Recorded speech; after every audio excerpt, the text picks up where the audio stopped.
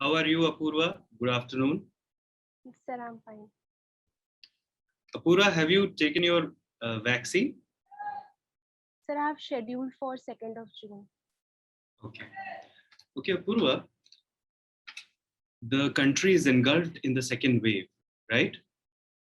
What do you think? Where the government went wrong with respect to handling of the second wave? Sir, I believe the second wave was unprecedented in nature. So Hmm. uh, there has so it could not have been uh, the government could not have prepared for the extreme nature of the wave beforehand.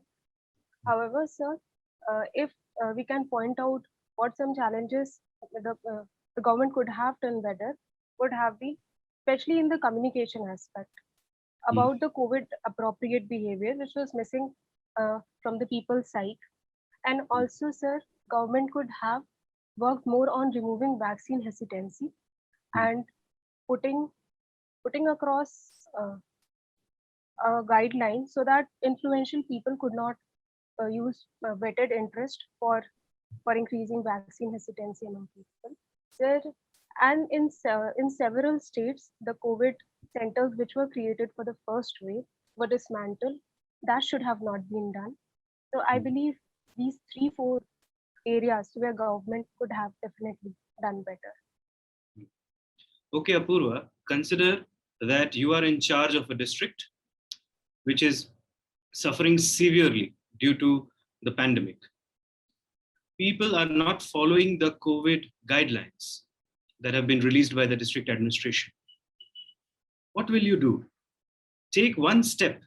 What will be your first step under such circumstances? So for not when people are not following COVID appropriate behavior, the first step would be to make sure that they do, and this could be done with the help of proper information mechanism and through use of entertainment, through use of celebrities. So these people could be utilized in giving across the message, which was seen in the first wave. The Hmm. call by Prime Minister himself made people more aware about the disease. So, sir, on the information aspect, I would definitely would like to work better in the district so that people follow the COVID protocols and take the virus seriously. Apurva, are you aware of the PM Cares Fund? Yes, sir. Can you tell me what is the mandate of that fund? Sir, it was established last year, and Hmm. it takes up voluntary donations from organizations and from individuals. Hmm. And sir, it has been exempted from the ambit of any tax. And sir, it is out of the purview of RTI. Okay. Now, some people feel that the PM Cares Fund is not an ethical move. What is your take on that? Sir, I would beg to differ with that opinion. I do Hmm. not think that is it is unethical in any way or form. In Hmm. fact, it lots of people voluntarily at individual level contributed to the PM care funds, and that proceeds have been utilized by the government in providing essential medical supplies to the hospitals. Sir, Hmm. I would say that it has helped the country in the time of need, and it is ethical in my opinion. Apurva, tell me three values that you hold very dear, which you are not willing to sacrifice under any given circumstances. So first value which I hold dear to me is integrity. Hmm. Sir, I believe integrity is the most crucial form for a person to Hmm. go forward in life. Otherwise, a person becomes a doormat for others. Hmm. So, secondly, the value which I hold dear is compassion and empathy. I'm driven Hmm. by that. I could Hmm. empathize with people, I could work for people. Hmm. So, thirdly, I believe the value which I hold is the value of having equanimity, of having calm and composure, and Hmm. not lose balance in the face of victory or in the face of defeat. Hmm. I believe these are essential values. Apurva, tell me one incident from your life where you exhibited integrity, empathy, or compassion, or any of the other values that you have just mentioned? Sir, the value of integrity, I I showcased when in the third semester in the mathematics paper, I got 44 marks out of 50 in the end semester examination. However, when I rechecked my paper, it was 41 marks. So that could have very well landed me to B grade. But I thought that it was not right to get the marks which I didn't deserve. It was a calculation error by the professor. So I promptly got it corrected. Mm. So secondly, with regard to compassion, sir, I have been driven by that emotion.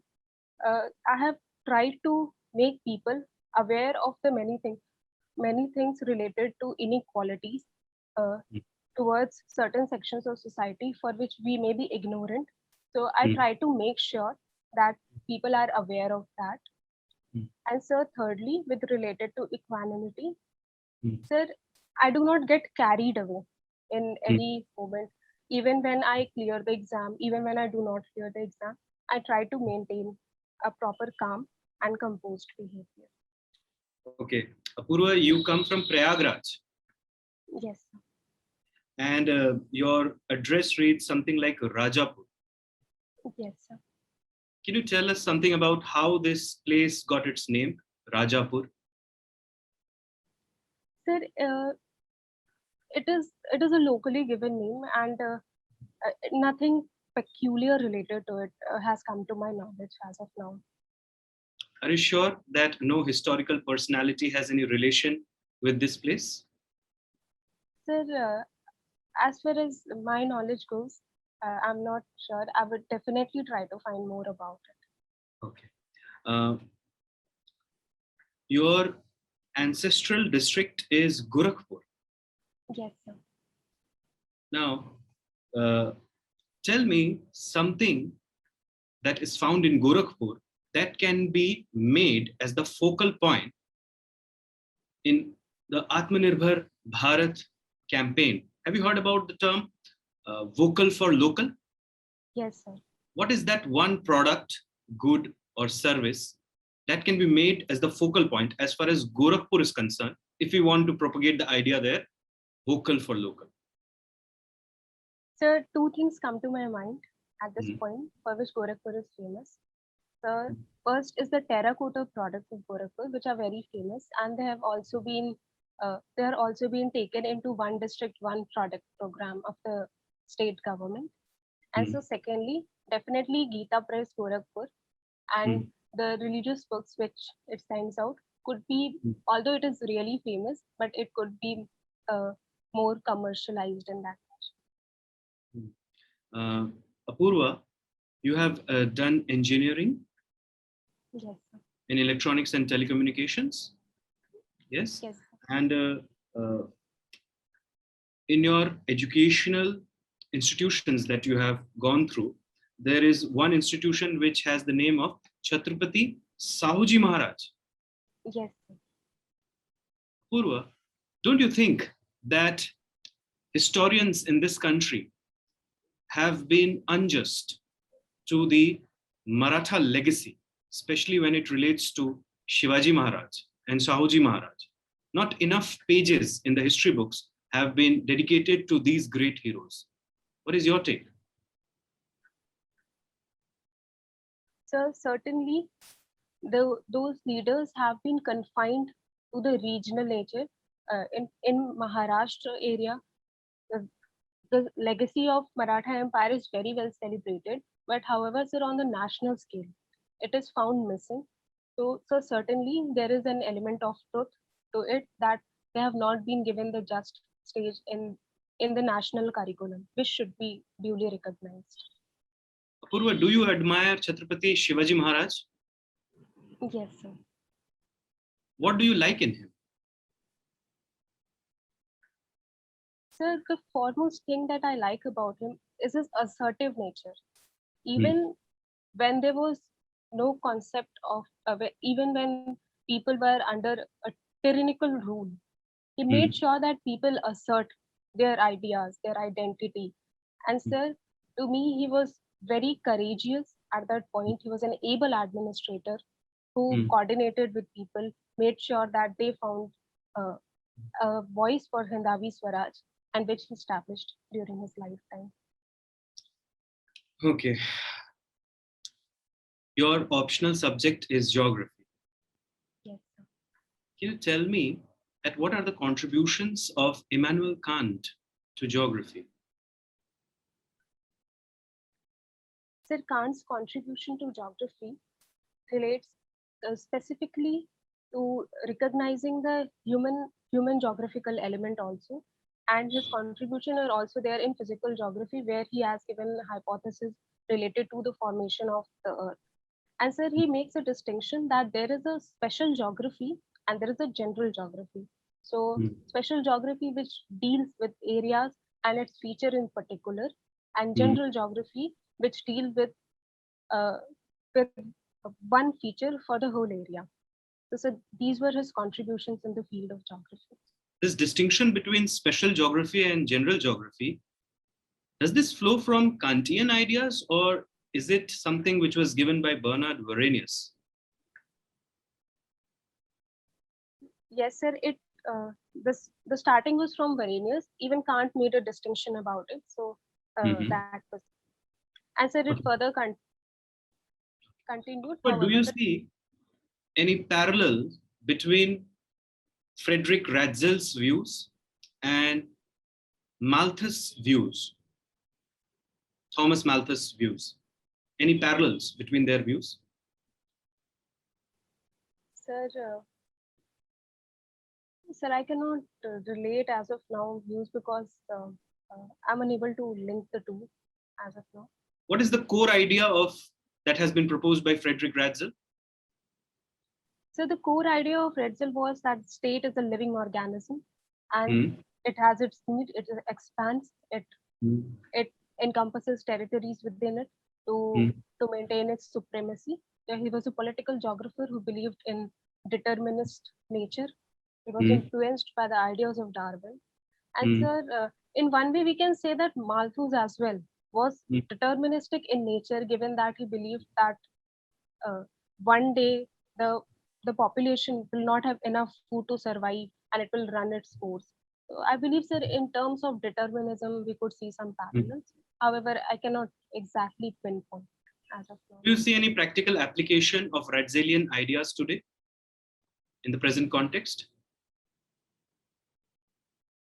Yes, sir, Redsel's idea of often all encompassing and expanding state does find parallel, especially, sir, in our neighborhood country, China.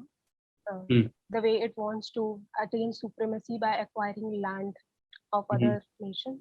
So definitely it is parallel. Its parallel could also be in the Russian and Ukrainian conflict Mhm. related to Crimean Peninsula. And so this idea of expanding the territory could also be seen in Israel and Palestine case. You're aware about the ongoing conflict between Israel and Palestine. Ceasefire agreement has been reached between the two powers. Yes.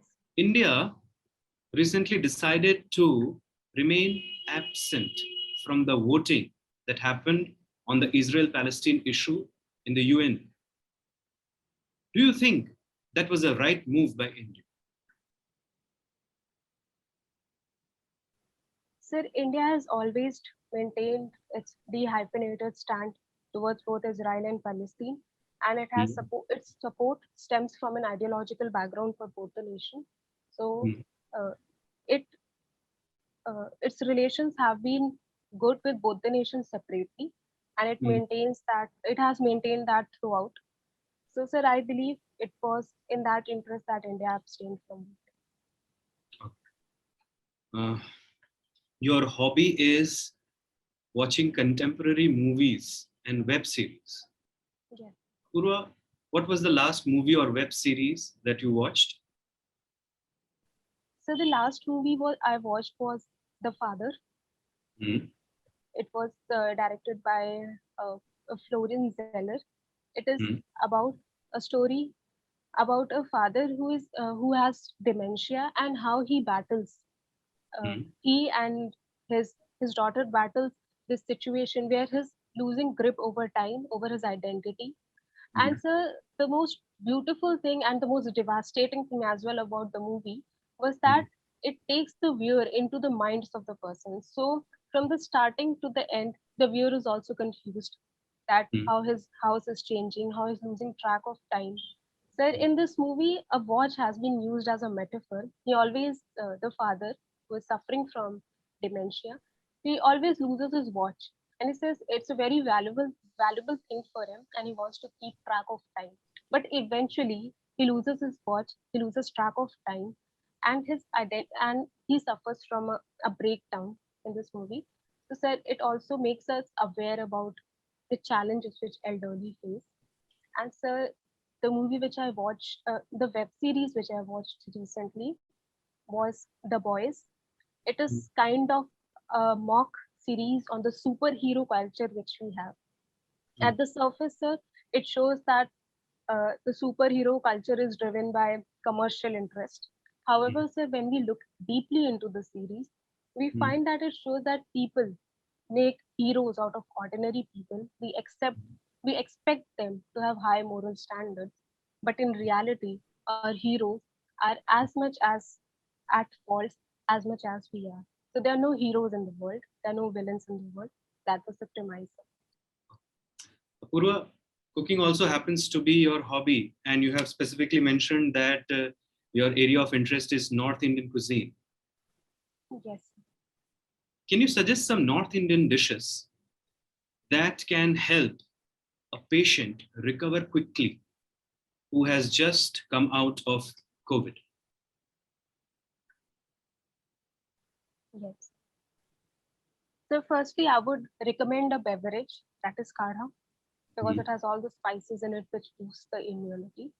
So secondly, the person also needs proteins in his diet. So some pulses are recommended. And so thirdly, they also need to get fresh fruits. For example, the citrus fruits, which have been said by various reports that are helpful for people. And so since people, immunity gets weak, they need to avoid oily and food with high content of salt and sugar. So a simple diet, simple proper rotis and green leafy vegetable would be helpful for a person to recover quickly. Apurva, what is your biggest weakness?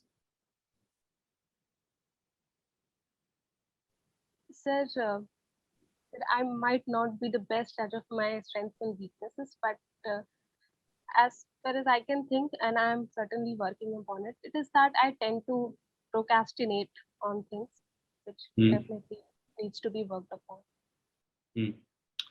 Whom do you idolize as a leader, present or past? Sir, I idolize various people in different factions. Name anyone. Sir, I idolize Swami Vivekananda.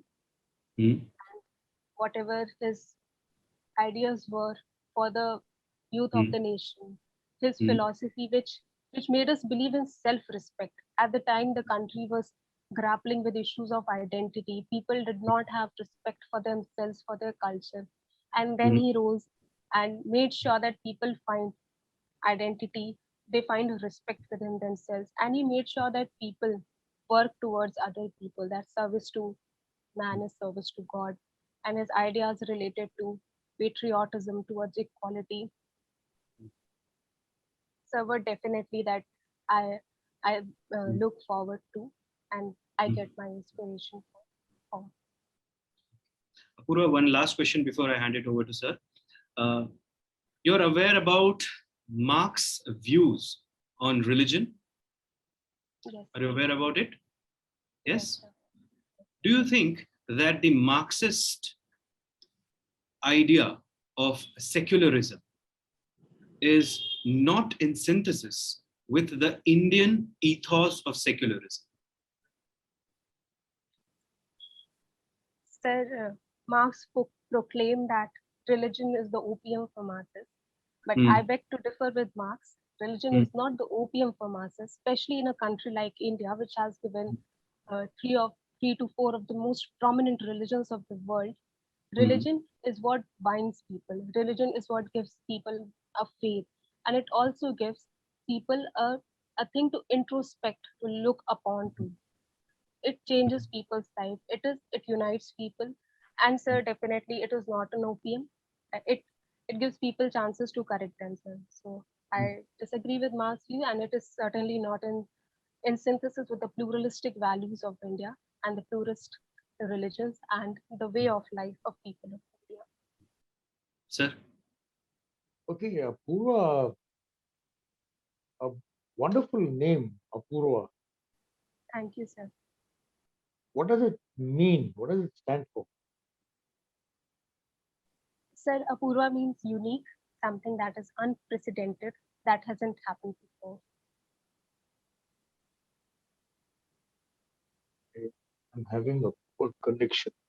Okay, your date of birth happens to be 28th of April, right? Yes, sir. A very important day, celebrated as something as very special on this day. What is this day celebrated as? Can you tell me? Uh, So currently, I'm unable to recall. I have read about it. I'm unable to recollect now. Okay, uh, this is celebrated as the World Safety and Health Day at Yes, work, sir. right? Yes, Okay, yes. good. Thank Uh, you. you've done your BTech, Yes, sir. right? Yes, sir. So, why do you want to join the Indian Civil Services after having done your BTech? Sir, I always wanted to join the civil services. It is a prestigious job which provides me the opportunities to make my life better and to give back to the society in ways in which engineering would not have been to a certain extent able to. So that is the reason why I chose to appear for civil services after my graduation in engineering. You are also a Taekwondo green belt, Yes, sir. and the values that you uphold of integrity, compassion, equanimity, remaining calm and composed, all these values would have been of great use to you if you had joined the defense services. Why has that thought not come to you? Why have you not joined the defense service? So certainly that is also an area which is uh, uh, which is a way for service to the nation. But sir, I was inclined to the civil services from early on, so I directed all my energies towards it itself. No, but I'm a little bit surprised in the fact that you happen to be BTech. You've done your BTech in electronics and communication. But Yes, when I see your options, when I see your order of preferences, uh, after IAS, you chosen IPS. Third option is Indian Revenue Services. You know, if I go across the order preference, you know, I see a certain bias towards the revenue and the accountancy services. Why is that? uh, sir. Sir, I do not say that it is a bias. It is certainly a type of preference that I had to choose, so I chose in that particular order. Nothing biased. I'm equally I would equally be good at try to be good at all the services. Okay. Uh, you said you are a green belt in Taekwondo, right? A Yes, wonderful achievement. What yes. does the green belt signify in Taekwondo? So the belts in Taekwondo show the level of proficiency. So they are color coded. For example, it starts from white belt, then yellow belt, then green, then we have blue, then red, and then black. So it is a spectrum of the skill that that person has acquired in the Taekwondo training. Accordingly, the belt is given to the person. No, I said, what does the green belt signify in Taekwondo? What is the significance of a green belt? Sir, so various color codes are used.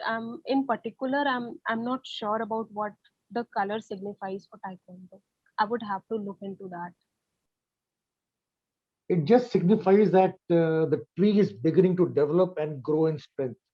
That is what is the significance of green. And are you still practicing Taekwondo or have you given it up? Sir, I tried joining Taekwondo in the stadium where I learned here in Prayagraj itself.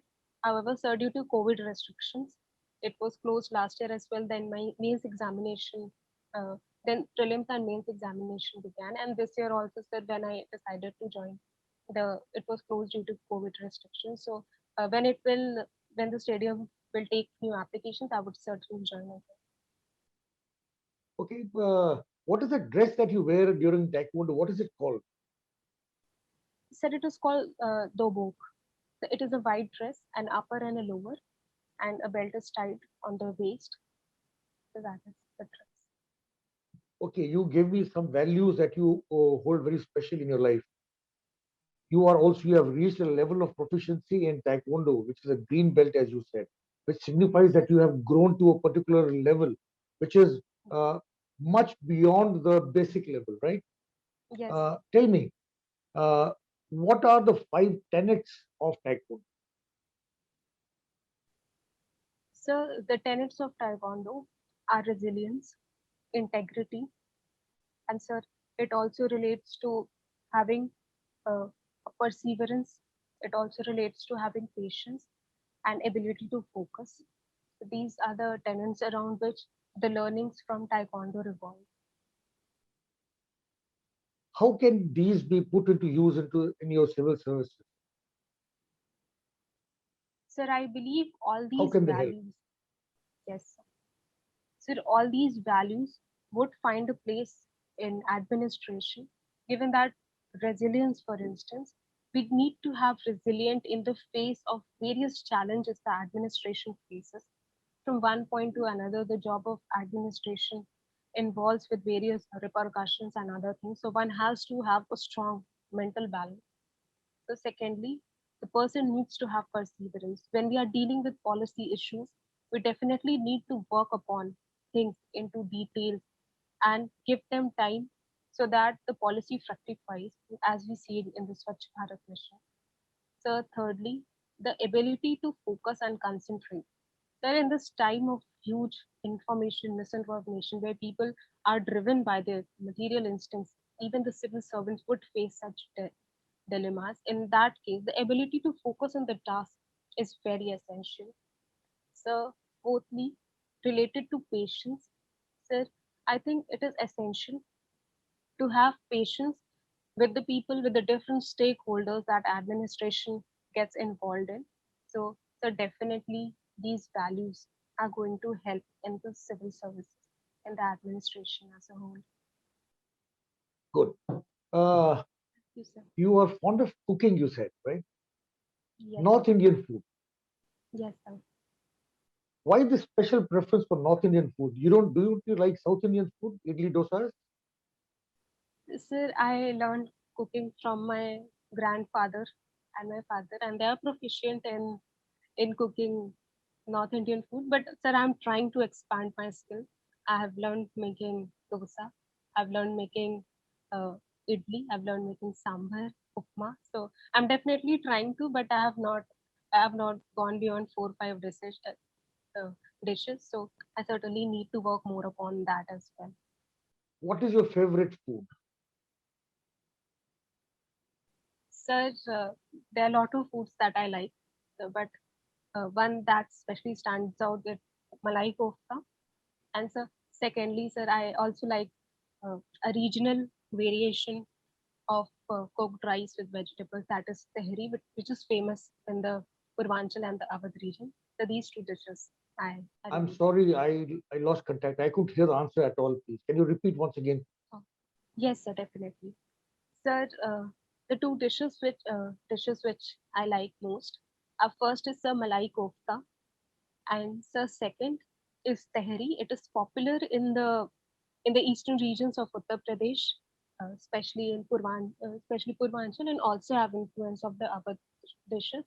the tehri and malai kofta especially stands out. However, I can cook a lot of varieties of main course vegetables and snacks as well.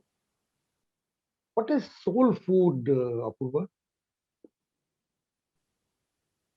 The soul food is one that provides comfort, and it is not something very spicy or tacky or something. It is something uh, which has some memories attached to us, a type which reminds of being at home, being at peace, being at comfortable. So, for example, khichdi is a soul food for many people. So that is my understanding of it. Okay, Apurva, one last question. Your father also is an engineer. You Yes, did your BTech. After having completed your BTech, you also appeared for the engineering services, yes, sir. right? Uh, I think you could not qualify in the Yes, written examination there, right? But then, why did you give up that option and only become focused towards the civil services after 2018? sir. I gave engineering services examination in 2018 when I was uh, in the final year of my college. Sir, I could not clear the exam and I lost out by a few marks. So, sir, I was definitely wanting to move ahead in order to secure my career. However, sir, after that, I realized because at that time I had not prepared anything for civil services. So, I was feeling maybe I would not be good enough to give the exam and the uncertainty related to it. But, sir, then I took a leap of faith and I decided, okay, if I haven't done anything as of now, I would start from zero. I would definitely reach higher. So, civil services was always the thing that I wanted to do, and so then I gave my sure shot at it. Good. Thank you very much. Thank Agar? you, sir. Hello, Apurva. Hello, sir. Good afternoon, sir. Good afternoon. Your name signifies uniqueness, right? As you rightly said. Yeah. Tell me what is so unique about you? Sir, I would say there are things that are unique about me. First is the sir that I'm the first woman engineer in my family. Sir, Okay. secondly, I'm the first person in my entire extended family who has appeared for civil services examination. I also got selected in one in UPPCS in 2019 and in 20 also, and I've also reached to the stage of interview here. So I definitely think, sir, in the professional aspect, I have something unique in my bag. Good. So tell me, even in your family or other families in India, we see that uh, there is a lesser importance being given to women education. What is the reason behind that? Sir, it starts at the very basic level, at the level of the mentality of people. They believe that an educated woman, uh, a girl child will not live in their house, and it would be difficult for her to get married if she's highly educated. So secondly, when she grows up, there is issue of mobility involved. Parents uh, feel fearful that they could not send their daughters to other areas. So after marriage, we could see that there is this challenge that people do not think that women should be employed if the situation of the house is good. So these factors, the combination of these factors hampers the education of women. But however, so certainly the trends are changing more. We have seen that we have closed the gap at primary and the secondary level. So to quote a personal example, my mother, she has done double MA. She has continued with her education. She completed a double MA 2 years back. So women definitely all around I can see are giving importance to education. And sir, it would be women themselves along with their families, which would make sure that they get Okay. educated and they get employed. So, so Apurva, despite of increasing education among women LFPR is decreasing according to the PLFS report. Yes. What could be the reason? Sir, Indian women labor force participation rate is certainly very poor compared to other countries. And so the prominent reasons are, so firstly, the level of the skills that women have. Most women who are employed are also in the low paying jobs, not at high paying jobs. The firstly is the employability. So secondly, it is the issue of the care aspect, which is on the women only. So they are not able to manage time. All the burden of the household responsibilities are on them. So thirdly, I believe there is an issue of women's safety as well, because there are issues related to mobility, to working at distant places. So the issue related to workplace safety is certainly there. So fourthly, as the level of income, the ease of living of a family rises, they tend to believe that now it is not important for a woman to go out and work for them. It has a patriarchal mindset to it. So I believe these are the prominent reasons why we see a dipping labor force participation rate. Let us say in your family, your distant cousin, she is being forced to resign from her job just because of per capita income of household is rising, and they do not want that if a man or male member of a household can meet needs of the family, then women should not go out. How would you convince that family that the women participating in labor force is essential? How would you convince them? So, firstly, in order to convince her, given that she was already working and now she has resigned, so the members of the family were very well aware at the time of marriage that she is a career oriented woman. So, I would first tell them that the circumstances in which she took up the job, it was her dream also to progress. So, a unilateral decision should not be forced upon her. Secondly, sir, I would make them realize that an increase income contributed by her would also increase the standards of living by the family as a whole. It would reduce the burden on her husband. Certainly, that could be one angle. Thirdly, I would make sure that she manages her household work, in that she could have some domestic help in order to that she could manage, because sometimes there could be reasons by the elders in the family that she need to take care of her. She's not giving us time. In that, someone as a domestic help could be employed. That I believe, uh, and the importance of husband role in is also very important. We need to find out what he Apurva, values. Apurva, I think you didn't hear my case properly. I haven't mentioned anywhere that the lady was married or your cousin was married. I haven't mentioned it anywhere. Okay, not an issue. Sorry. You are from Prayagraj, right, Yes, Apurva? sir. Yes, sir. Uh, its previous name was Allahabad. Yes. Its name was recently changed. What do you prefer, Prayagraj or Allahabad? Sir, I believe the name of city does not only have a personal preference to it, it is a popular preference. So going by the popular preference and the way it has been given the new name, although it is an ancient name, it has been in the subconscious of the people from long. Sir, I believe it is culturally, historically, and even geographically a more suited name for the city. And therefore, Sir, Prayagraj is aptly suited to increase the tourism potential of the city, to make it go towards its spiritual roots, which it is known for. I believe uh, it But works in this. don't you think history has we can divide history in three parts, right? Ancient, medieval, and modern. Yes. Your argument gives me a feeling that you prefer more of ancient history, less of medieval history. Is it so? No, Why are you sir, that selective? Sir, I would like to say in case of Prayagraj, people already knew the name, the place of the name with Prayag. Many people used to say it. In fact, there is an area uh, which was said as Prague itself in the city. So, sir, it is not a new construct for the people.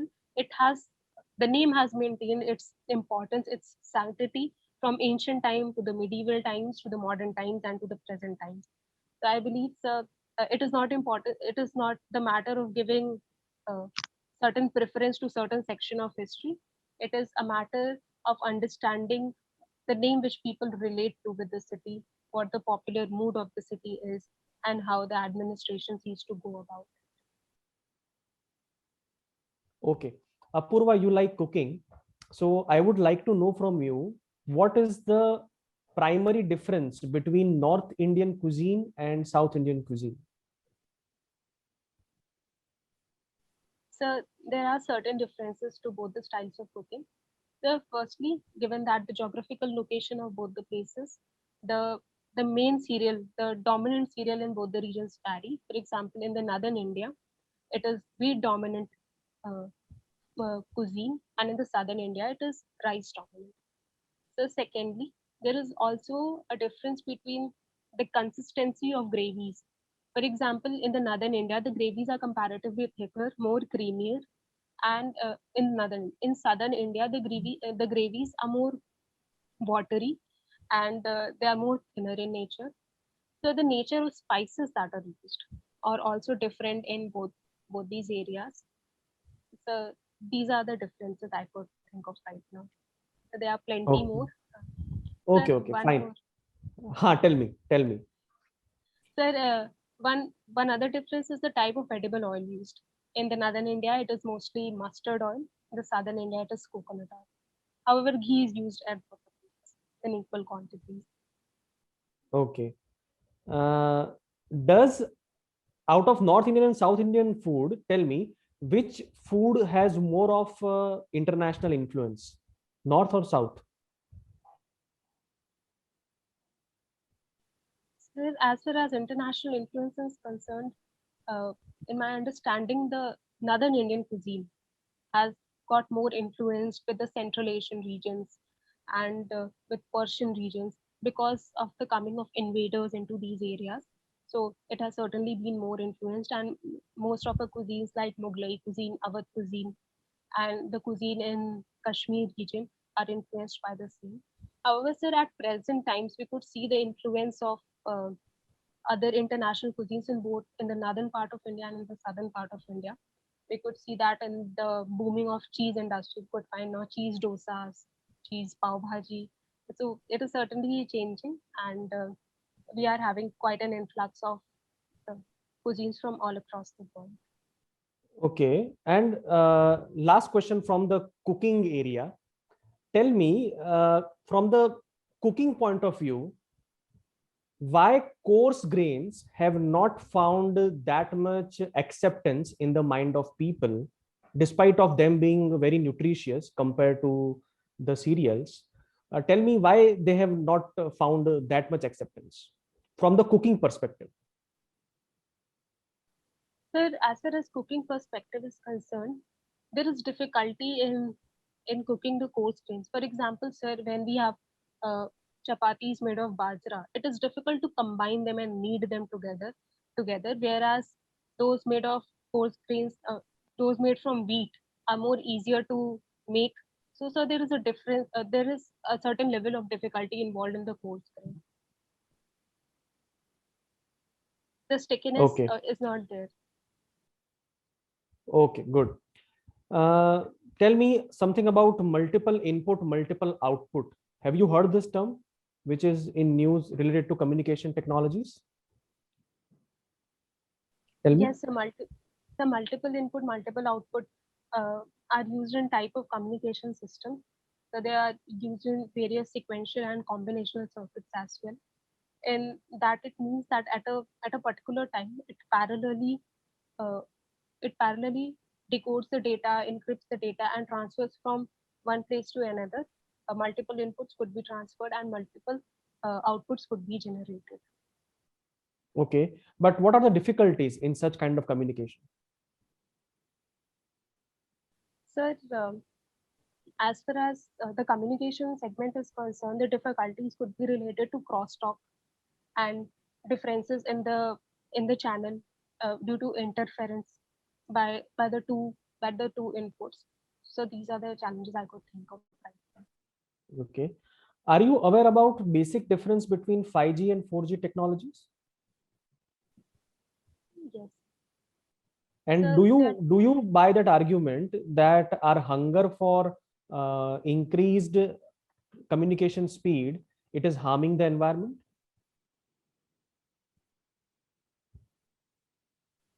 Sir, firstly, to answer your first question, the difference between the 4G and 5G is basically related to the speed of the transfer of data. So in 4G, the speed is up to 100 Mbps. In the 5G, it is expected to be 10 Gbps, and it is also relation to latency aspect as well. So in 4G, the latency is higher. In 5G, the latency is lower, which would be very crucial in transforming our communication system. So as far as harming the environment is concerned, so several studies are being done into this issue. However, sir, conclusive evidences have not been found, and related to the using of data and energy required to fulfill the demand for storing data, for working upon data, for acquiring data, and giving it a proper structure. So definitely a lot amount of energy is required in that.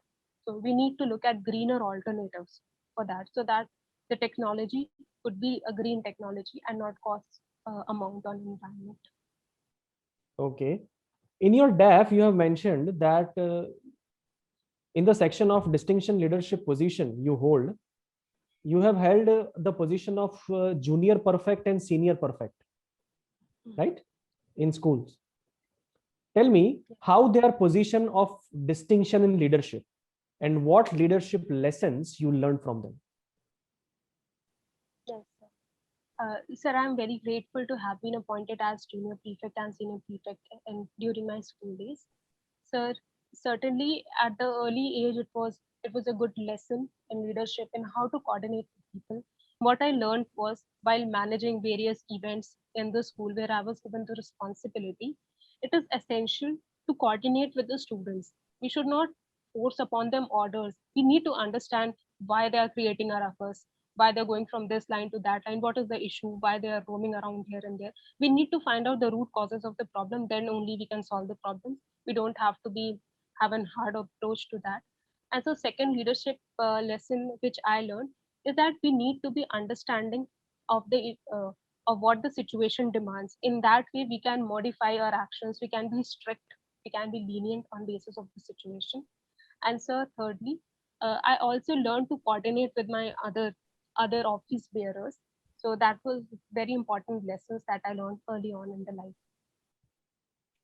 Name any one political leader who is currently active and alive, whom would you admire? Sir, as far as alive leader is concerned, I will take a moment to think about it.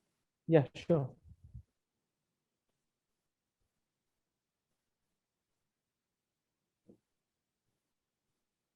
Sir, as far as I can think of right now, I certainly believe Barack Obama is an inspiring figure, and for people all across the world, and how he has made it into the White House through his determination. I said alive and active, who is currently politically active.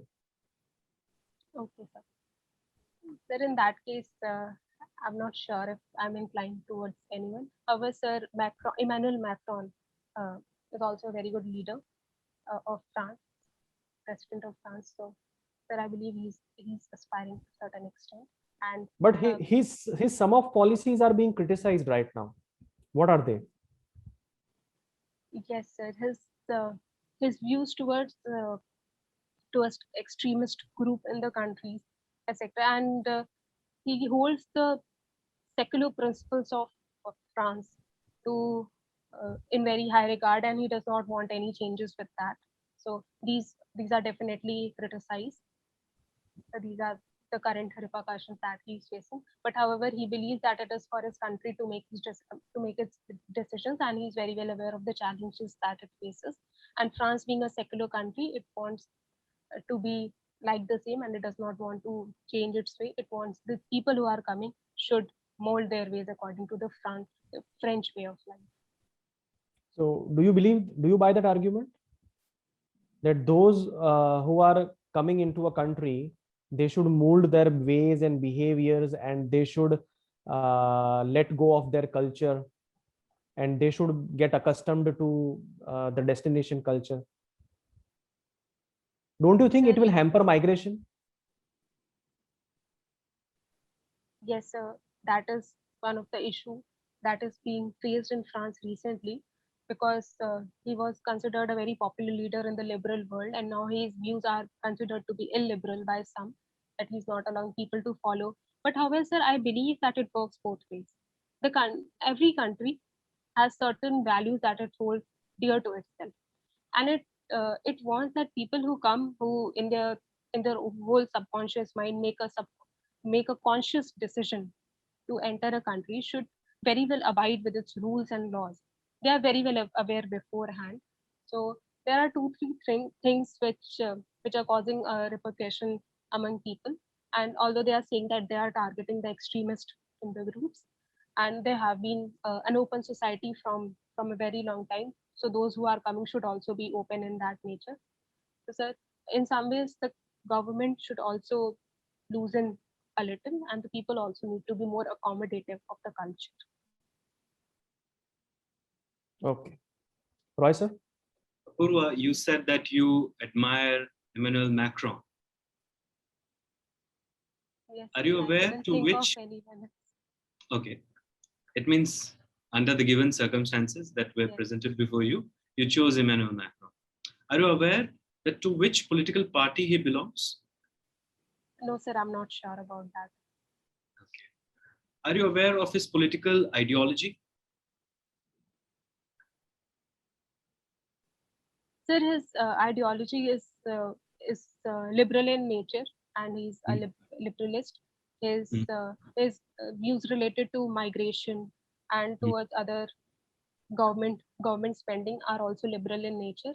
So he's not a conservative candidate. He has welcomed migration in his country, and his views towards providing social security benefits are also there. So in that sense, I'm aware of his political ideology, but I'm not very sure about the party. A person who is liberal is more inclined towards the left end of the political spectrum. Yes. Do you agree to this statement? Sir, it is said, but however, sir, the liberal spectrum is quite wide. We also have right liberals, center liberals, and left liberals. So liberal is as in an ideology which accepts the views of all, which takes into consideration the views of all, and it basically believes that a differing view could also coexist. So that is the basic premise, I believe, of liberalism is acceptance of others. Although we may not agree with them, but we accept them and their right to coexist and propagate their views. So all across the spectrum, related whether it is left, which is related to more economically left or right the people are, but they could be liberal all across the spectrum. Apurva, if you are given the opportunity to go back in time and rectify one mistake that you committed in life, what would be that mistake? That at present moment, when I think about the life I have lived, I do not think that anything was a mistake.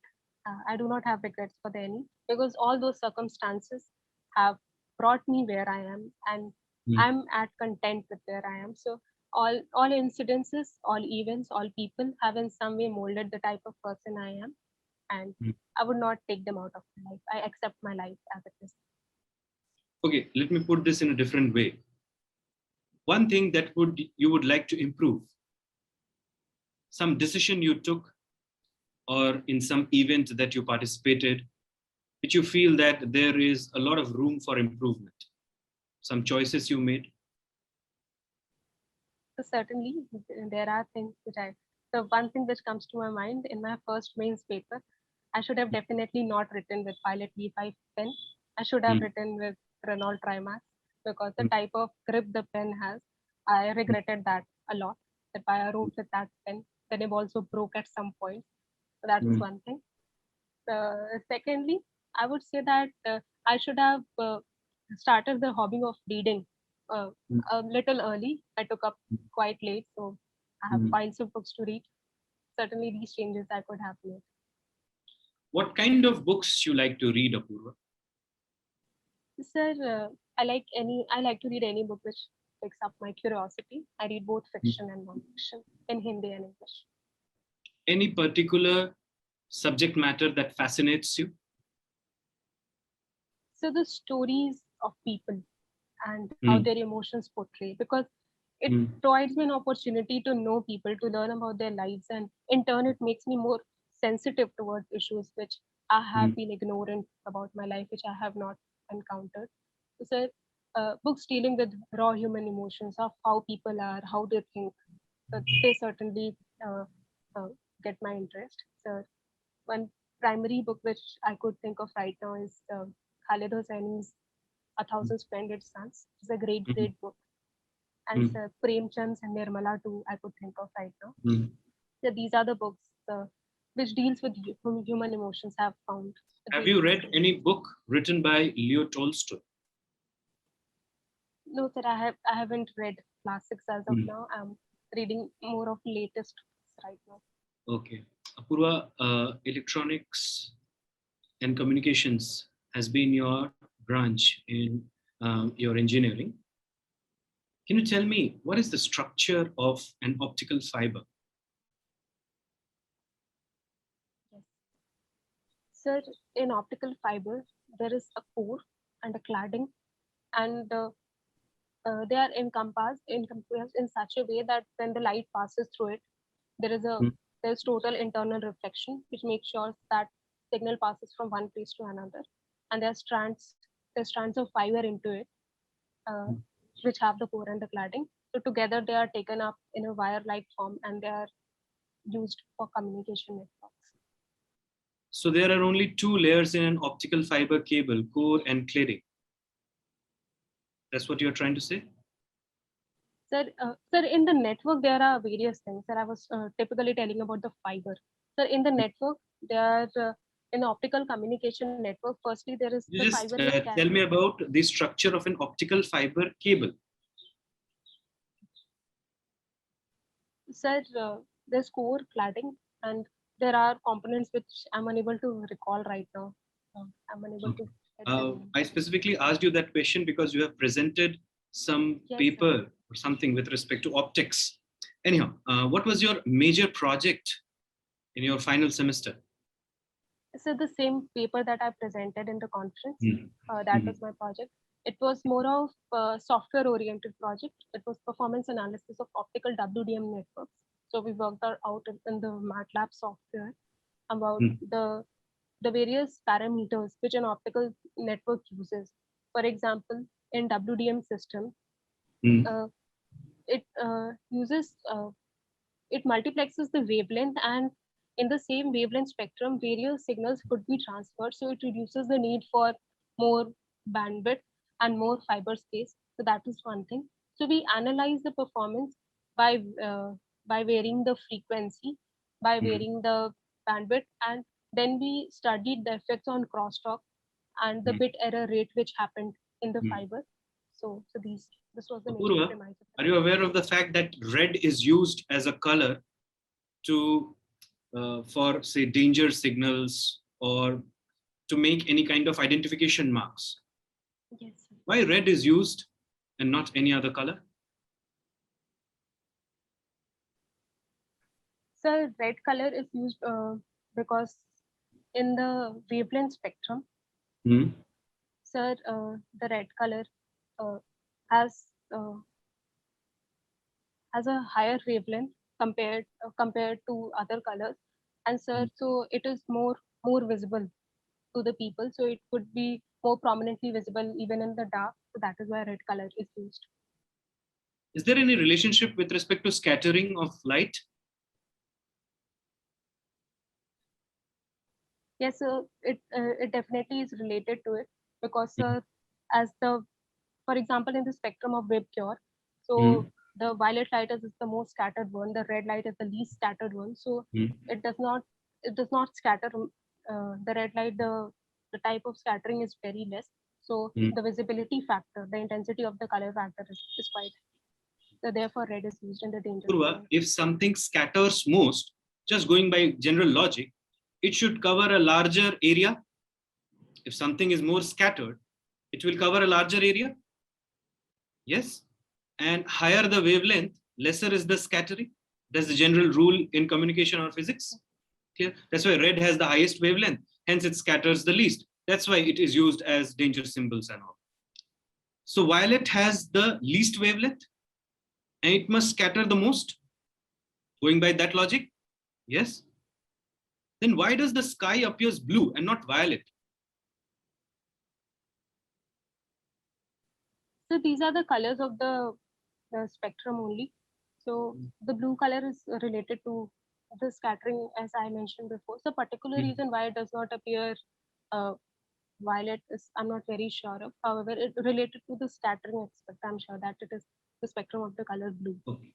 Okay. Apurva. I would certainly look into it more deeply. Yeah. Apurva, you have also organized a farewell function for your seniors.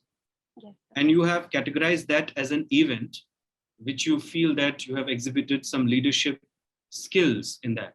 What leadership skill did you exhibit when you organized that function? Name three such skills. So 2-3 things that I did differently, which I believe was in is a sense of leadership thing. So firstly, when we were organizing the event, I took the feedback from all the 50 students in our class. We made sure that no one is not participating, that anyone is feeling left out. So we took suggestions from all the people. We note them down, and we made sure that each person was given certain responsibility. When people are given responsibility, then they take it as an own event. Otherwise, only 4 people are organizing, and other are just coming on the final day. So that was one thing which I did, and I made sure that I believe so that was a kind of democratic thing which I did in that.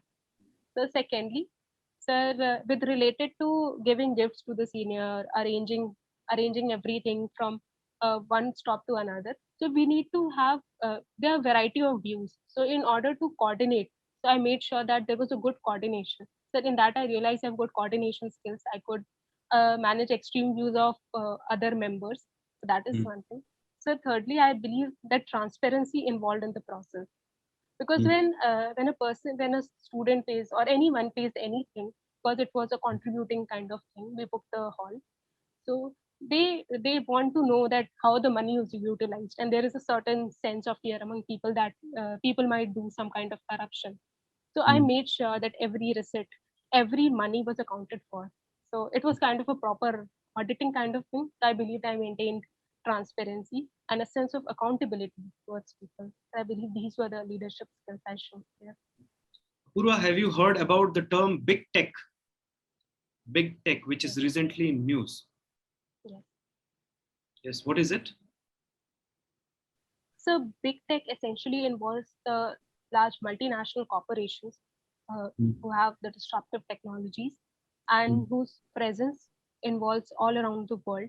And they are so dominant that even their powers in some ways for some people seem to be greater than the sovereign powers of some nations.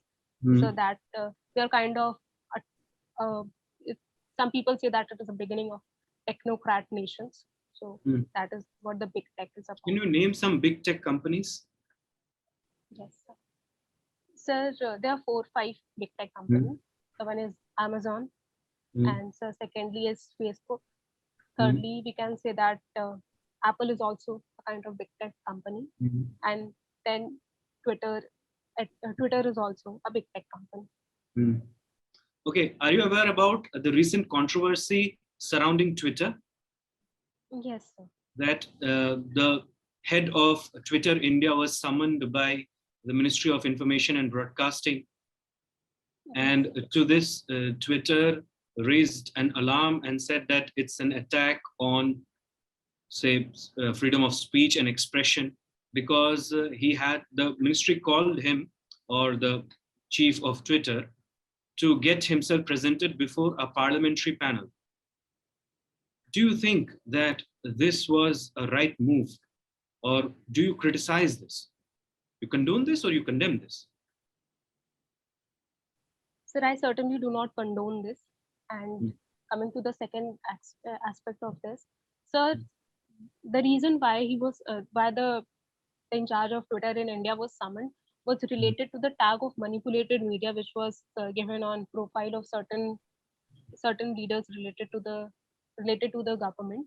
So the main objection of Mm. of the government has been that Twitter is an intermediary under Section 79 of the IT Act, and it Mm. should not behave as a publisher. It should not behave as an editor, that it cannot modify speech for the Mm. people. It is just a platform which publishes it.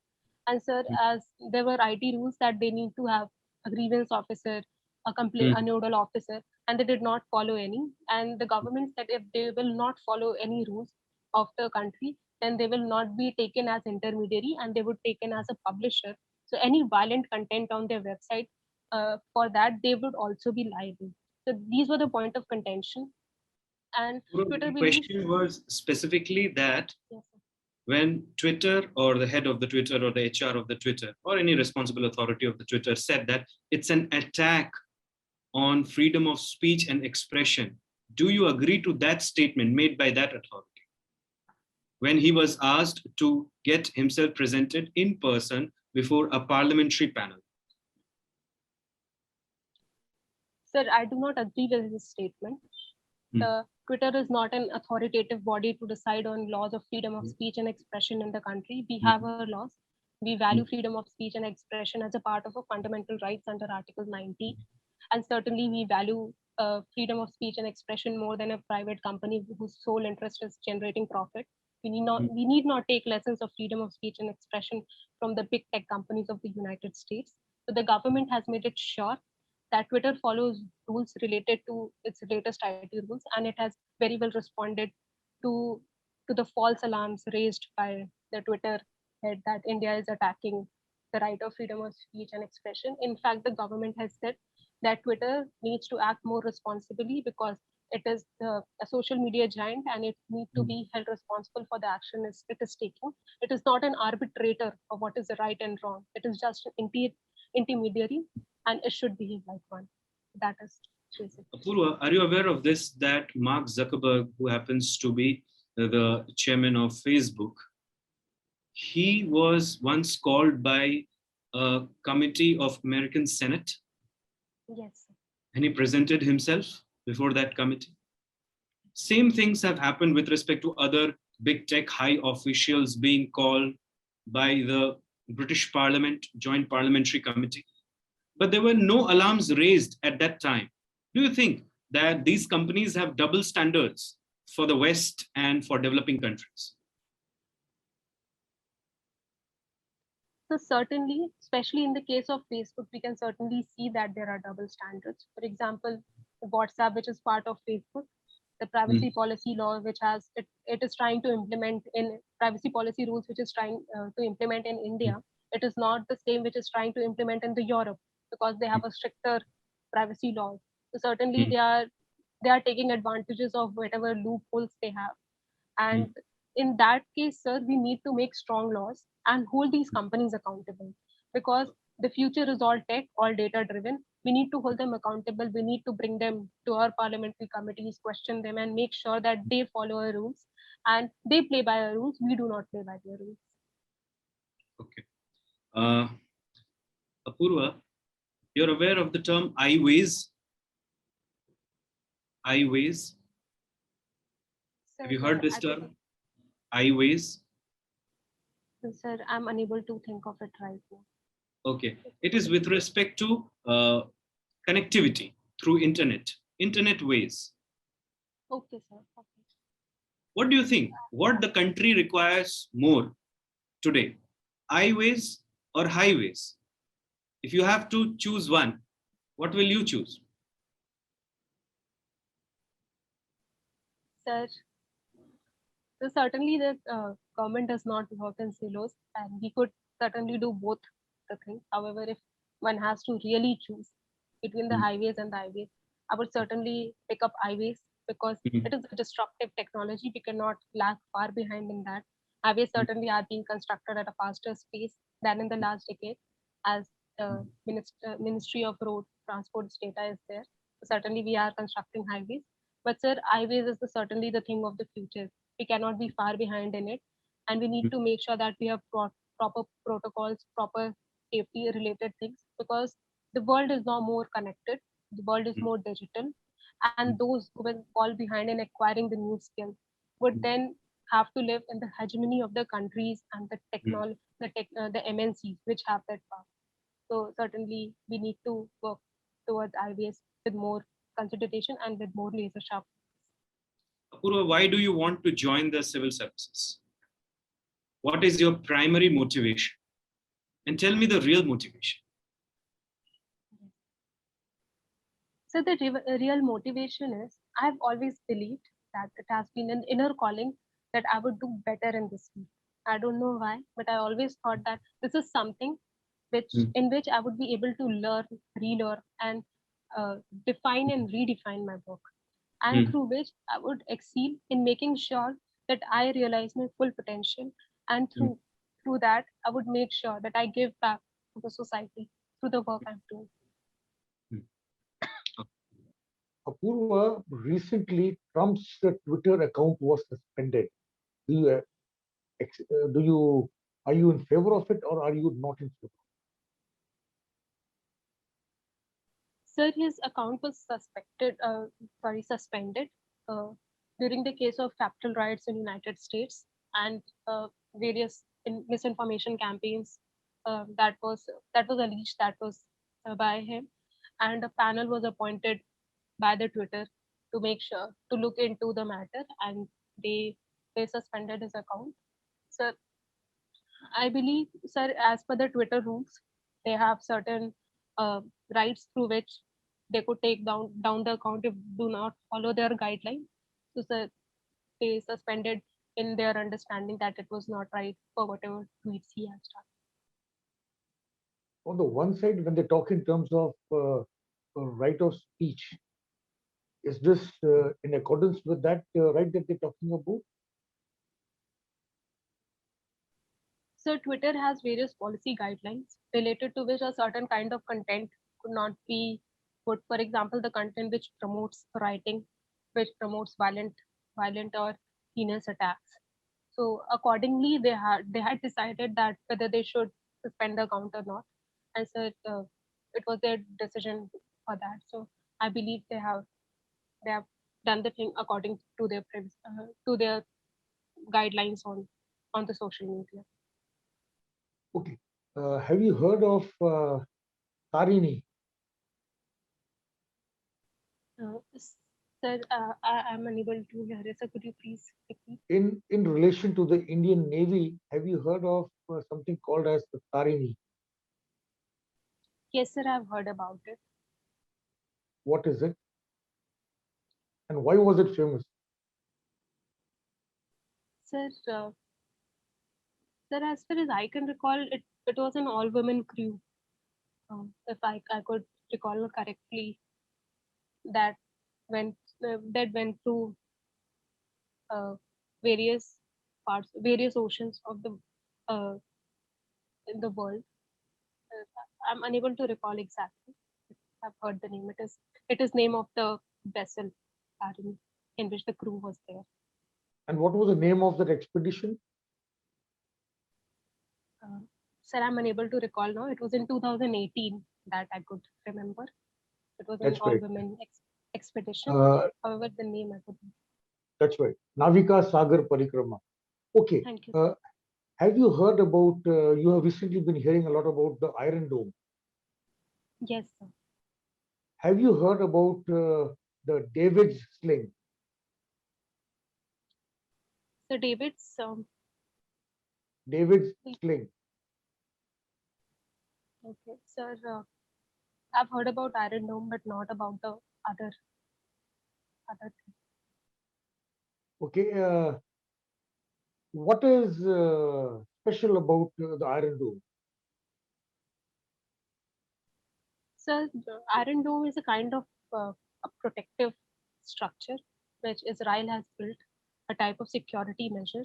So what Iron Dome does is in case of any rockets are fired towards the area in which the Iron Dome operates, it deciphers it and it neutralizes it. So recently, when there were airstrikes going on between Israel and Gaza, operated by Hamas, so in that, sir, Iron Dome neutralized. There were around 2,000 to 3,000 rockets which were flown into Iron Dome, and uh, Iron Dome effectively neutralized 95 to 98% of it. So it is a crucial security arrangement built by the Israel. Does India have an Iron Dome system? Sir, we have two-layer of security system in New Delhi, Akash and Prithvi missile system.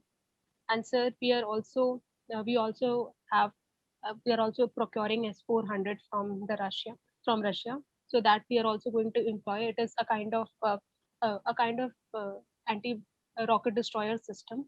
And so we are also in talks with United States related to a security arrangement towards the national capital region.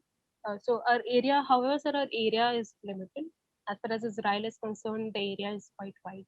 Given the size of a country, we need more of these uh, machines. So, what are the limitations in respect of India as regards the Iron Dome?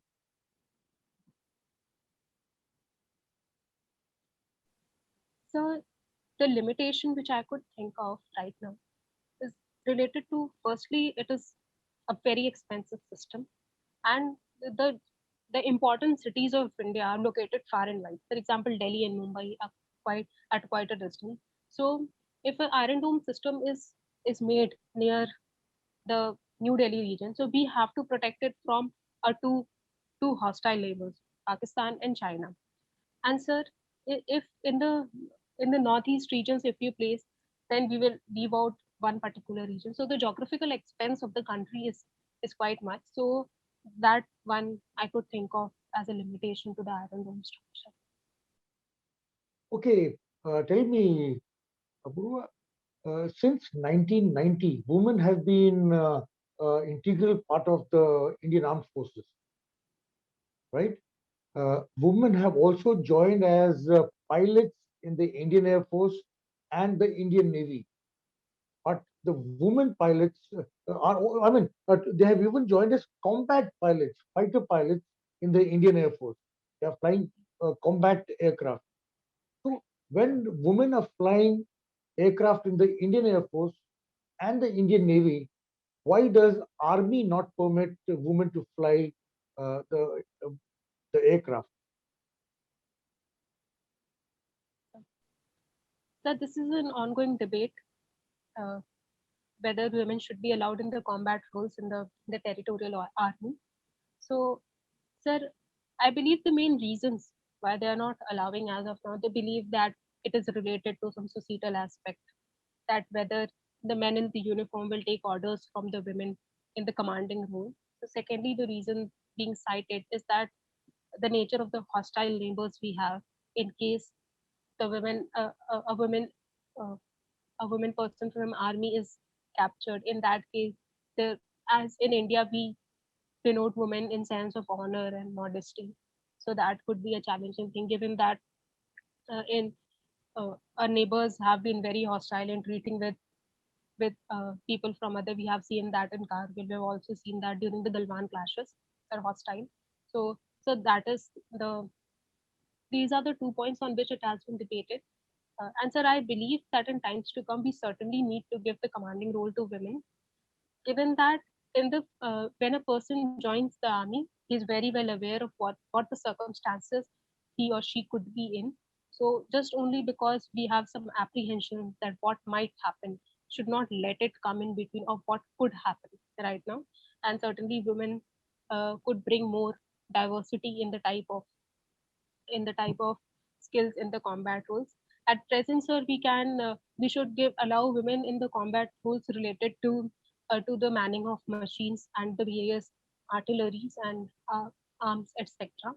And in the security and cyber security related aspects. And moving forward, we could certainly include women in combat roles. Various countries like Israel have women in combat roles. So certainly this option could be explored, and the government and the army is in talks related to this, and the future course of action should should take place in favor of combat roles for women in army. My question was not about women in the combat roles. My question was about women in flying roles in the Indian Army aviation. And as you said about the uh, the probability of the woman being captured and the after effects of that, don't you think that these issues are much more in the Indian Air Force rather than the Indian Army? And the Indian Air Force already has women in the flying combat pilot roles. So the level of threats for both men and women in all the aspects are same. However, so our Indian Air Force has allowed women for the combat role when on the basis of their skills. So certainly that needs to be followed for other wing as well. That is my understanding of the issue. Okay. Thank you, Apurva. Okay, Apurva. Uh, from your DAF, it seems that you hold some biasness towards Northeast. Is it so? No, sir. I do not believe So that I have any bias. then why did you chose it as the fifth option?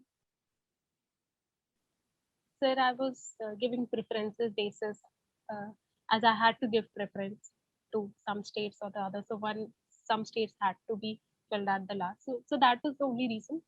Nothing particular against Northeast India. As you said that you want to give back to society, right?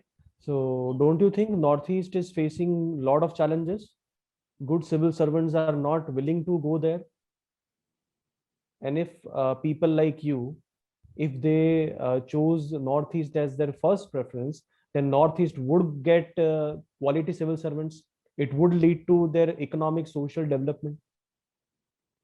So what do you think? Why good people like you, they prefer Northeast as their last option? Why? Sir, as far as good civil service servants are concerned, I believe so. Those who are selected to serve in Northeast are definitely serving it with dedication and passion. And many people would certainly get not service posting for Northeast job, and it could be me as well. I would be very happy to work there. And giving back to society is not constrained by geographical boundaries. It was just a matter of preference. Sir, I believe it is not an issue for me. Yeah. However, sir, because as you asked why people do not uh, give it as a first preference, sir, in my understanding, it is related to their home state location where they are more familiar with the problems. So that could be one issue, and the language disconnect could be another. However, sir, we can always learn about the society and always learn the language and understand, because the aim of the civil services is to implement the policies and programs of the government. So that is my utmost priority.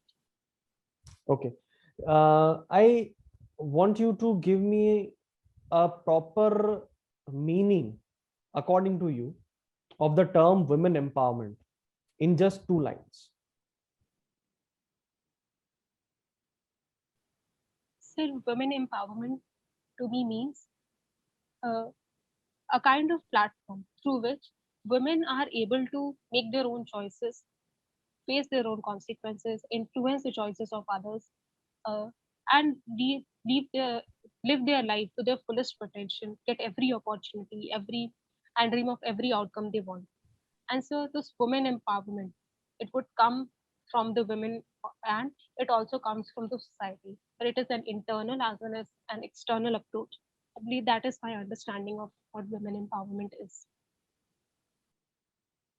Okay. Let us say, due to rising violence against women in Delhi, Delhi government thinks of starting a separate metro line or a separate metro specifically for women. Is it women empowerment according to you? So firstly, we need to understand why a separate women metro women line is being taken into the consideration. So we also have seen a case of separate women compartments in the metro already. Sir, I believe it stems out from a sense of safe, to create a safe environment for women. So in some way, it would if you run through course of this project, we would see that it would increase more mobility. It would make sure that the environment for the women, they would step more from their houses. So these all could happen. So certainly in some ways we can think that it is a component of women empowerment. Because various governments. But don't you for think it is example, compartmentalization of different gender? Don't you think the gap will increase? It will create more discord or more problem rather than harmony or the peace or the safety. If you prefer separate metro for women, then you prefer separate schools and colleges for girls as well. That is also women empowerment. But is it advisable in the longer run? Sir, as far as mobility is concerned, various reports have highlighted that transportation is one of the factors in which the women feel most unsafe going out of their houses and going to whether to school, to colleges, to workplaces. So it hinders their mobility and it makes them sit in their houses. Even when we go out in the night, we find that the number of women are very low. The ratio is 9:1 or 10:1 compared to men and women. So certainly, sir, this metro line could be, in a way, make sure that women feel more safe. I do not believe, sir, that it will create any discord in the society, or it would be disempowering to the other gender, or it would lead to destruction of peace and harmony. In fact, sir, I believe that in various instances, for example, in Uttar Pradesh itself, there is a women bus service where only women go, and so they are quite a hit with the people. In fact, the male members and the family members are now more relaxed that okay, they will go through the women bus. They do not fear about the safety anymore. I believe, sir, in a way, it will make the society more peaceful rather than discordant.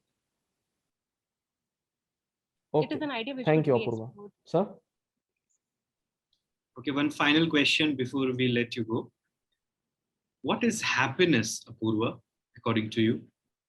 And when was the last time when you were extremely happy? Sir, happiness, as per me, is an equivalent of peace. To be at acceptance, to be at peace with oneself, to accept our flaws, to know our limitations, and to derive strength out of ourselves. That to me, sir, is the epitome of happiness. Mhm. To be acceptable, to be acceptable of others. Then we accept ourselves, then only we accept others. And that to me is what happiness is. And so the moment I was extremely happy, so recently when I cooked the dish, so everyone was quite happy with it. So that was really a good moment for me. I really enjoyed that people liked it and they complimented. That's a happy moment. Okay, Apurva, it was lovely interacting with you. You can wait. We will reconnect with you for your feedback. Thank you very much. Thank you, sir. Apurva, good things first. Your communication skills are very good there.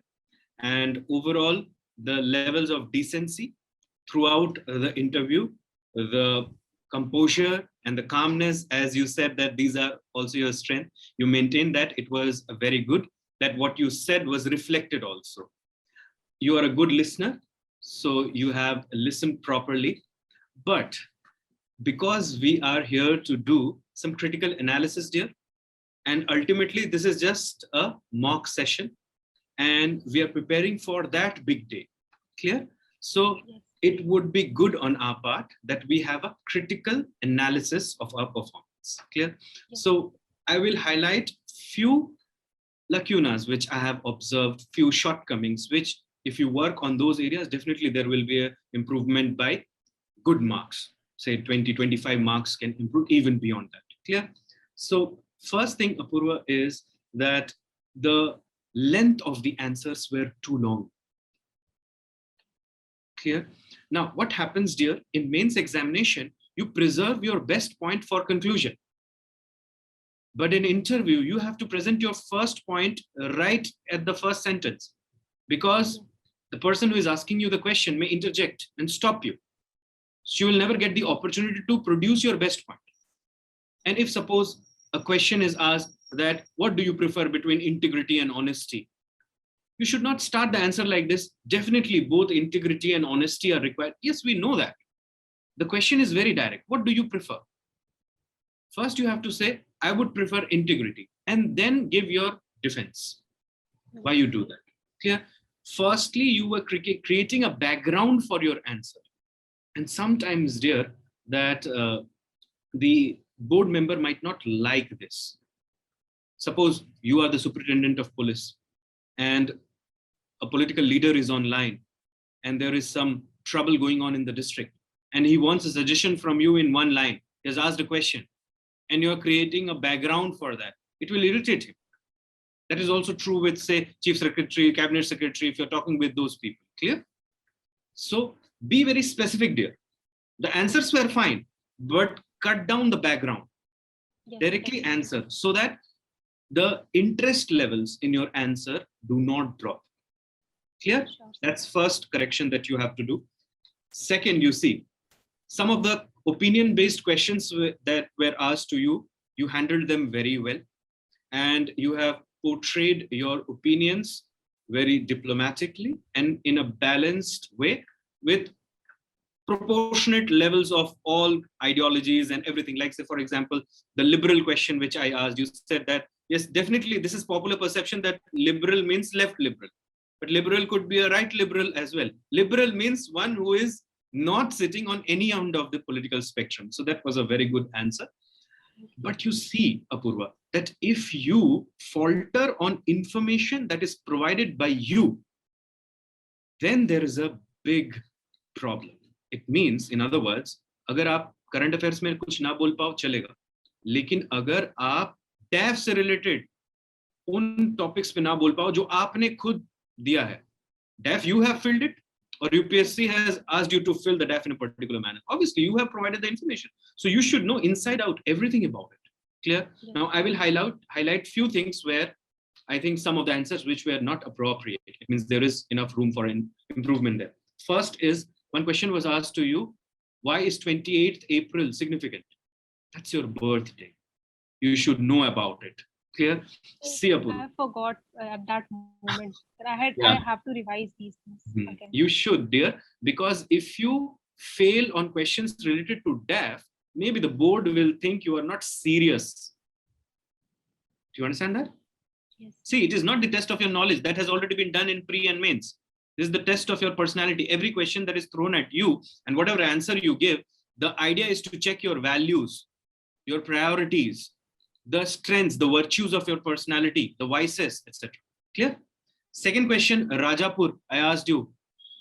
Rajapur, that relates to your address. There also you were not very sure. You should know about it.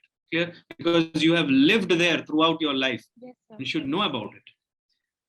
Then Immanuel Kant, I asked you a question about Immanuel Kant. One basic difference is said that natural sciences and physical science, and he said that subjects like history and geography are different because they do not have a set subject matter. You read that, right? That's the main Geographical thought. contribution. Yes, I know you know that, dear, but you have to recollect it and answer it at that point, right? Otherwise, you have to repent it later. Then there was one question with respect to taekwondo, significance of green belt. First, you did not listen to the question very properly, and then your answer was not satisfactory. So improve on that aspect as well. You have presented a paper on optics, and that was also your major subject or major project in your engineering. And structure of an optical fiber cable, you said that I cannot recall it very vividly right now. That is not a good answer. It's core, cladding, buffer, that's simple things. I know you know that. But again, do you understand that, dear? It shows that something which you have done, that's your, on the basis of that degree, you are eligible for this examination. You understand that? So you should know about it. Then one event in your life which you think was a mistake, your answer was very straightforward. And like we say in our daily conversation, as if you're talking to a friend, I don't think I have committed any mistake, but you put that into better words. It shows, dear, that your personality, then you are the new Lord Rama, who has no mistakes and no flaws in personality. Do you understand that? You can highlight, like later when I said, you could have highlighted this, that I used the wrong pen. That was a mistake. Do you understand that, dear? Later, when I altered the question, the words of the question, then you could understand it. But do not say that I do not have any flaws, I do not have any weakness. It means that you are not real. Then in that case, you are surreal, which is very, you can understand, which seems very artificial. Do you understand that, dear? Yes. Get the message. And then Emmanuel Macron, you said that I admire Emmanuel Macron. And when I asked you, what is his political party? You were not aware of it. What is his political ideology? You were not aware of it. Somebody, this is again a conscious choice that you have made. In that case, what you do is that any person who is in active politics, see, the whole idea is to put you under stress situation. And your aim is to get out of it as quickly as possible. Do not answer in such a fashion that counter questions could be raised on the basis of your answer. So if suppose somebody is asked who is active in present politics, you can name somebody from your place who is the sarpanch. अब उसके बारे में किसको क्या पता होगा? क्या पूछेंगे आपसे? Do you understand that? और ये ट्रैप भी है एक तरीके का. अगर आपने इंडिया के किसी एक्टिव पॉलिटिकल पार्टी के किसी पॉलिटिशियन का नाम लिया होता, तो ऑब्वियसली आपकी पॉलिटिकल आइडियोलॉजी कहीं ना कहीं थोड़ी रिफ्लेक्ट होती. Do you get that, dear? Yes. But if these one answer with respect to happiness, it was very good. There were many answers which were very good. Most of the answers were good. Your appearance, your decency levels, your learning skill, your learning patience, and your listening capacity, everything was brilliant. But these are few things. Work on your DAF and Yes. cut short your answers and tell the most important thing first. Clear, dear? That is my feedback. Okay, Apurva, good points first. You are well prepared, well dressed, but frankly speaking, if I tell you, you were not fully dressed as you should be. Yes. That smile on your face was missing. You seem to be very serious throughout. And as they say, you're never fully dressed till such time as you wear your smile. Right? You smiled in between in a couple of occasions, but that was too far in between. So a smile will work wonders. Don't be very serious about it. Yes. Number one. Definitely. In the beginning, you gave very short, clear, crisp answers. But in the latter half, you started giving very, very long answers. As just pointed out, your impact point has to be the first point. Yes. Because if your impact point is not the first point, you start elaborating, somebody may interject. What your focus is will be lost out. And once the focus is lost out, that means there is a little bit of misunderstanding between the interviewee and the interviewer. So that you will lose out in that case. So make your impact point first. जिसे कहते हैं हिंदी में भूमिका बांधने की कोशिश मत करो. Come to the point straight.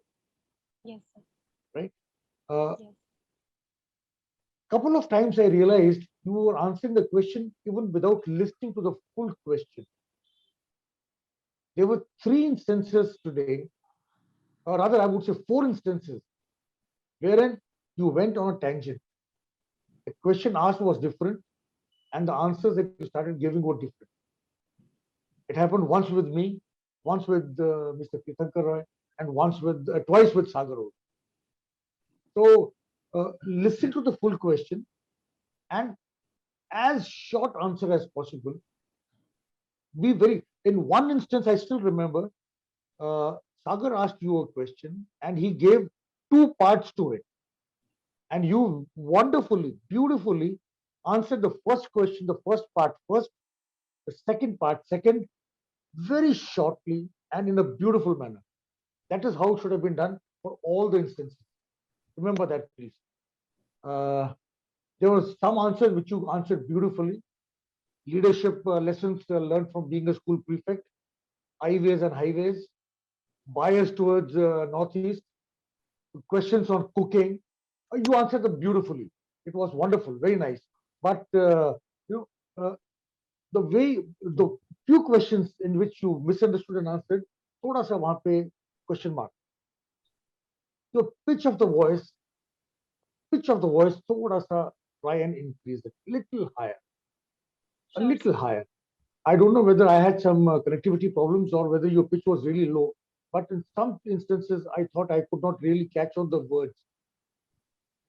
You know, when you were answering, kahin na kahin pe, I felt as if your pitch was falling at times.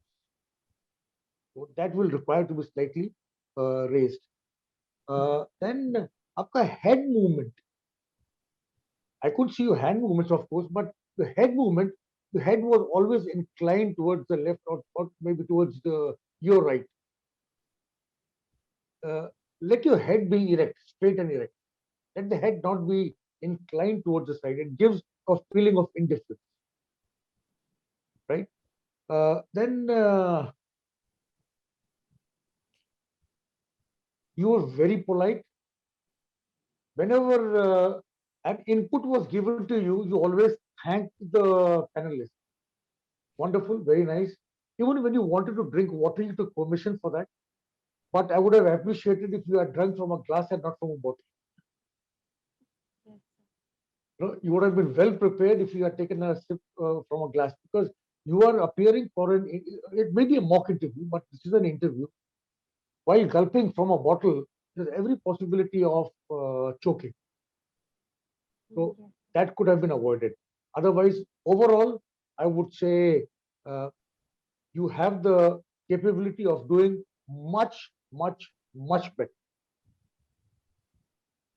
Keep these things in mind. That's all. Thank you, sir. Thank you, sir. Apurva.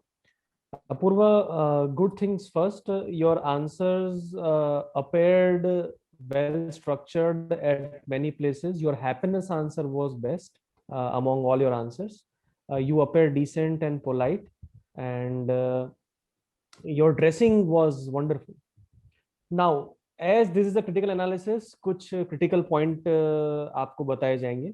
सबसे पहला point, Apoorva, मुझे personally ऐसा लगा जैसे आप बहुत ज्यादा move कर रही हैं while answering, and especially while you are answering a difficult question. Was it so? आप उस मूवमेंट के पीछे का रीजन मुझे नहीं पता है, बट वो जो भी हो, you have to correct it. ये तो मॉक इंटरव्यू है, but when you appear for a physical interview, आपको मूवमेंट अपना कंट्रोल करना है. It is the sign of nervousness. ठीक है. Sure, sir. सेकेंड थिंग, आपकी स्माइल बहुत जगह पे मिसिंग थी. जैसे राकेश सर ने बताया, कभी कभी दिख रही थी. सो वो कॉन्स्टेंटली प्रेजेंट होनी चाहिए. अ माइल्ड स्माइल, ठीक है, जो आप अभी कर रही हैं, दैट इज गुड. वो प्रेजेंट होनी चाहिए हमेशा.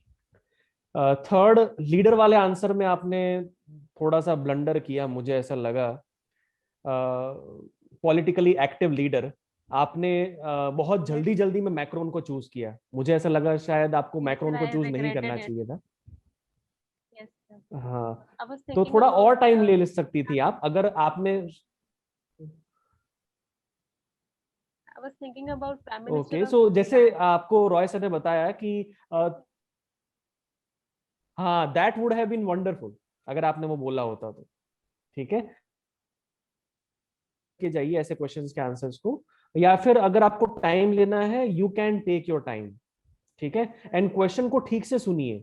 आपने बहुत इंस्टांसेस पे क्वेश्चन को आधा अधूरा सुना, बहुत सारे पॉइंट्स आपने मिसअंडरस्टूड किए, and then you answered accordingly, और उसकी वजह से सारी प्रॉब्लम्स क्रिएट हुई. अगर आपने ठीक से क्वेश्चन सुना होता तो शायद इतने प्रॉब्लम्स ना होते. ठीक है, Yes. तो क्वेश्चन को ठीक से सुनिए. लॉन्ग आंसर्स को अवॉइड कीजिए. The reason being, specially when you are being put in a stressful situation, कोई डिफिकल्ट क्वेश्चन पूछा जाता है आपसे और आप घुमा फिरा के लंबा आंसर देती हैं, तो उससे प्रॉब्लम्स और बढ़ेंगी. आप अपने आंसर्स को जितना शॉर्ट रखेंगे, काउंटर क्वेश्चंस उतने ही कम आएंगे. But once you start stretching your answers, तो काउंटर क्वेश्चंस बढ़ जाते हैं और प्रॉब्लम आपके लिए और बढ़ जाएगी. So keep your answers short and crisp. See, in case of communication में आपको पता ही होगा, एक कम्युनिकेशन का एक पिक्यूलियर फीचर है, होना चाहिए हमेशा, to keep other party interested in you, and that will happen only when your answers are short and crisp. Okay, आपके कम्युनिकेशन के आंसर्स कुछ ठीक नहीं लगे मुझे. उसमें आपको इंप्रूवमेंट की जरूरत है, जैसे ऑप्टिकल फाइबर वाला आंसर, 4G 5G कम्युनिकेशन, उसमें आई was expecting bit more differences जो आपने नहीं दिए मुझे, क्योंकि मैंने स्पेसिफिकली आपको बताया था from question was from environment angle, तो उसमें आप बता सकते थे 5G को लेके जो एक मेजर प्रॉब्लम अभी सामने आ रही है, दैट इज टावर डेंसिटी। आज 4G टावर्स जो हैं they are quite separated from each other, लेकिन 5G के अंदर because of the nature of the technology tower का डिस्टेंस 600 मीटर ही रहेगा, तो मतलब टावर की डेंसिटी और बढ़ जाएगी जो अभी है उससे। So I was expecting that difference, but आपने वो डिफरेंस नहीं दिया, तो थोड़ा उसके ऊपर काम करिए आप। Later part of your interview उसमें आप बिट टायर्ड लगी, जैसे आप थकान हो गई है, दैट इज वाई आप फंबल कर रही थी, ठीक है। सो आपको अपनी एनर्जी लेवल जो है वो through out the interview maintain करना है ना। एंड जनरली रिसेंसी बायस होता है अपूर्वा। रिसेंसी बायस का मतलब क्या है कि आपका जो आखिरी वाला पार्ट वाला इंटरव्यू होता है ना, that plays a major role in your marking हमेशा, ठीक है। सो इसीलिए अपनी एंडिंग तो काफी अच्छी होनी चाहिए, तो आपको अपनी एनर्जी लेवल मेंटेन करना है through out the interview, so think on that. और आप क्वेश्चन को पूरा सुनिए। मेट्रो के केस में I was categorically trying to highlight in metro question कि आपको ये, I was expecting an answer like कि शॉर्ट रन में हम वुमेन सेफ्टी कर रहे हैं, वुमेन एम्पावरमेंट भी हो रहा है, but in the longer run this is not a solution. हम सब कुछ मेल के लिए अलग और वुमेन के लिए अलग नहीं कर सकते। अलग स्कूल्स, अलग ट्रांसपोर्ट सिस्टम्स, अलग कम्युनिटी सेंटर्स, सब कुछ अलग अलग नहीं कर सकते। हमें एक तरीका निकालना पड़ेगा टू क्रिएट द बैलेंस, ठीक है ना। तो आई was expecting that kind of answer, लेकिन आपने वो नहीं दिया। सो हमेशा आप क्वेश्चन को ठीक से सुनेंगे तो यू कैन प्रेडिक्ट कि जो इंटरव्यूअर है वो क्या सुनना चाहता है। उस क्वेश्चन में ही कहीं ना कहीं हिंट छुपी हुई होती, तो आपको उस चीज को पकड़ना है and then you answer. So listen to question carefully, ठीक है अपूर्वा। अगर आप इन फ्लॉस पे काम करती हैं अपूर्वा, तो इजीली 30+ मार्क्स आपके बढ़ जाएंगे, 30+, and that will play a major role, you know that, ठीक है। Roy sir. Thank you. Purva, क्या आप वैसे ही अपने जो लाइफ है उसमें धीरे बोलती हैं, या आज आप वैसे थोड़ा ज्यादा धीरे थी? Sir, I speak at this pace only and at this hmm, pitch only. I would try to increase the pitch. हम्म। कई बार क्या हो रहा था पूर्वा, that you are starting the sentence at a higher pitch, but by the time you are ending the sentence, you were eating some of the words Okay. at the fag end of the sentence.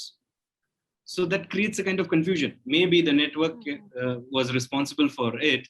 I do not blame you solely for that, but you should ensure that the entire statement is very clear and loud. Yes. Clear, dear?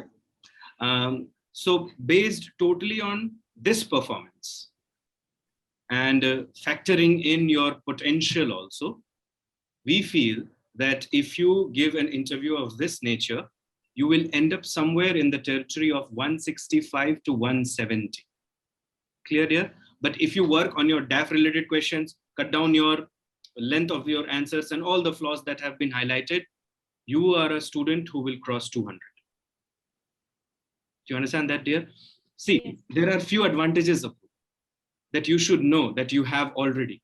First, you are very young. This is your second attempt, and you are a female candidate. And if you read the notification of UPSC, it says what? That we encourage the participation of women in administration. Very few women reach to this stage. You are already in, unless you commit some blunder in the interview hall. But your performance in the interview, your marks in the interview will decide what rank will you get. And your rank will decide what service will you get. You understand that, dear? So even 30 marks difference can be a difference between an IS and an IRS in the interviews. Do you understand that, dear? So you must work on these aspects. If there is any, or if there are any particular questions which you want to ask, you can go on. So, for example, in that leader, politically active leader, can we decline to answer because I'm not very much interested in politics in that No, station, you and cannot. You I cannot, should because answer. that's an opinion-based question there. You must have some admiration. But there is nobody, this question is not targeted towards hero worshipping. You can say that there is one leader whom I admire in politics, that you have to think about it. From social sphere, from political sphere, from economic sphere, it can be any sphere. Today, suppose the question was related to any political leader. There can be something like any social leader or any leader from the Indian national movement. So you must have an answer ready for that. And generally these things, see, in ethics, have you learned about the foundational values of civil services? In Yes. that one value is non-partisanship. Hmm. And that is what is being checked throughout the interview. Because if you are politically inclined, then definitely you are not going to serve the country very appropriately. You have to be politically neutral, Yes, sir. apolitical. Clear? So you must have. Anything else? So, so what else, matlab, else should I do in terms of to get more better marks in the interview? Take your DAF. Google every word of your DAF. Like if suppose somebody has a roll number and the roll number goes like 2611, so there can be a question with respect to 2611. Do you understand that? So right from your name, your surname, everything, every word that you have incorporated in the DAF, you must Google it completely and you should read inside out about it. Clear? That's the first thing. Second thing is you must revise your engineering core concepts, especially that which you have mentioned in the DAF again. Yes. Because say this optical fiber cable question did not come out of the blue. You give me the hint. Do you understand that? So I just picked up on your hint that you provided through the DAF. So revise your concepts and revise your concepts of geography as well. Why? Because GS is imposed over you, but geography is chosen by you. That's your optional. It was optional. Do you understand that? And you chose geography. And you could not relate the relationship or the what were the common ideas or any parallels between Ratzel and Malthus. Is Ratzel a determinist? Sir, we cannot say in that sense of determinism. It was different from Malthus' idea. It was more inclined from the Darwin's idea of how. No. That's one aspect of Frederick Ratzel. But was Ratzel a possibilist? Did he give a leading role to nature or to man? Sir, in terms of state, he gave role to man. Huh. But was there some reflection of deterministic thoughts? And there is some determinism, like he's talking about political determinism, social determinism. Yes, sir. Determinism is not only environmental determinism there. But that I tried to mention, but I said that at the end. I should have said at the beginning itself. That's what I'm saying. That's why you revise these concepts of geography. Obviously, you know about it. That's how you cleared the mains examination. There is no doubt about it. But अभी अभी आपने दिया है mains, और यहीं पे अगर गड़बड़ होगा तो it does not go very well, dear. You understand that? Anything else? No, sir. Okay. All the best, Apurva. And there is great likelihood that you will crack the examination this year. Thank you, sir. All the best, Apurva. Thank you, sir. All the very best, Apurva. Thank you, sir.